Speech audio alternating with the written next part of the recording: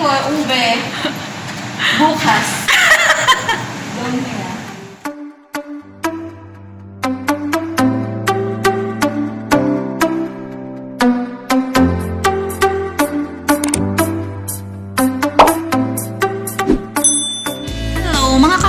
So, in today's video, nagluto ako ng Ube Biko na request ng ating mga kasama sa work na na-addict na mula nung natikman nila to.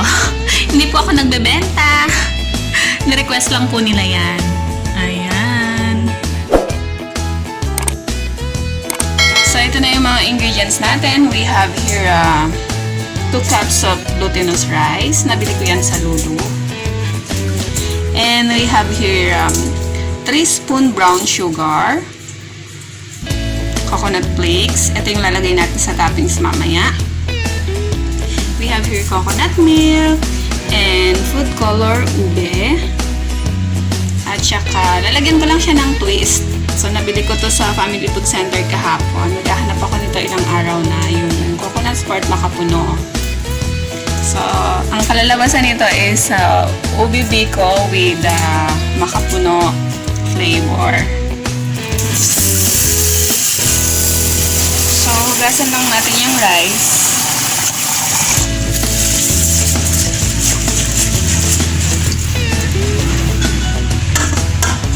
And saing lang muna natin siya.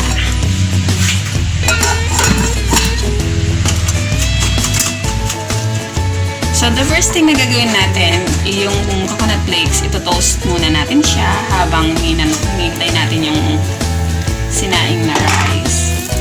So, ayan mga ka-hearts, ito-toast ko muna ang aking shredded coconut. Ito yung gagawin natin pang topping sa taas mamaya. And then, lalagyan natin siya ng brown sugar. So, lutuin lang muna natin siya maigi. Guys, lalagyan ko siya ng brown sugar. 1 spoon lang. Kasi may sugar na yung biko natin mamaya.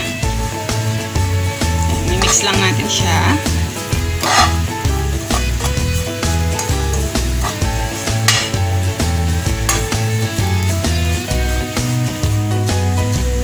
So, ayan. Okay na siya pagka ganyan. Iset aside na muna natin siya. And so, lalagyan natin ang ating pan ng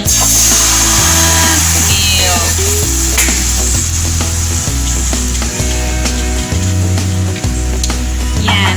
Palalaputin lang natin siya ng konti. So, ilagay ko na yung brown sugar.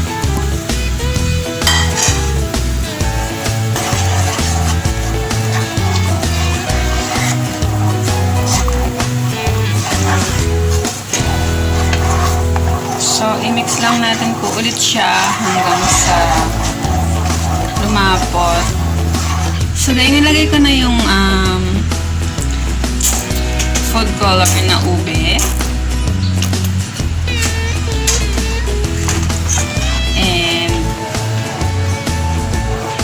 i-mix lang natin siya.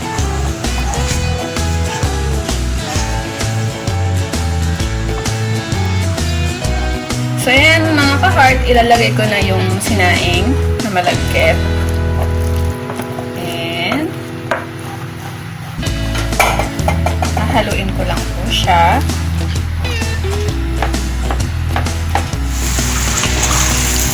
So, ayan.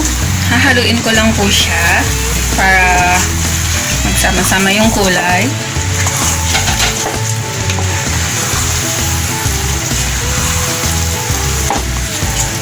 So, ayan mga ka-hearts, ulit-ulitin lang natin siyang haluin hanggang sa hindi na siya nagdidikit-dikit. Kaya ako siya dito niluto kasi mamaya ibibake ko siya ng konting oras, mga 15 minutes. Ayan yung way ko ng pagluto ng ube biko. So, alam ko iba-iba tayo ng pagluto ng ube. Hindi naman talaga ako professional cook, pero ganito kasi yung way ng pagluto ko. So, lalagay ko to. Optional lang siya.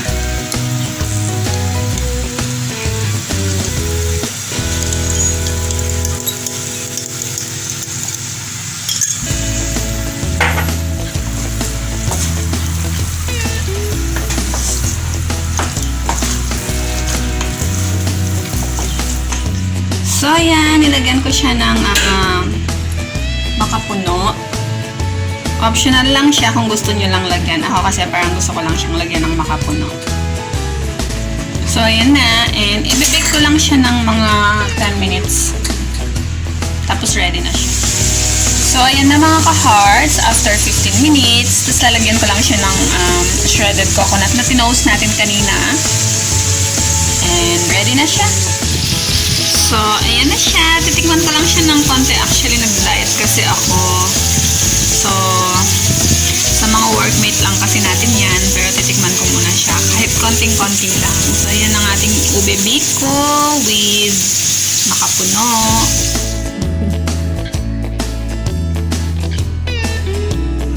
That's another.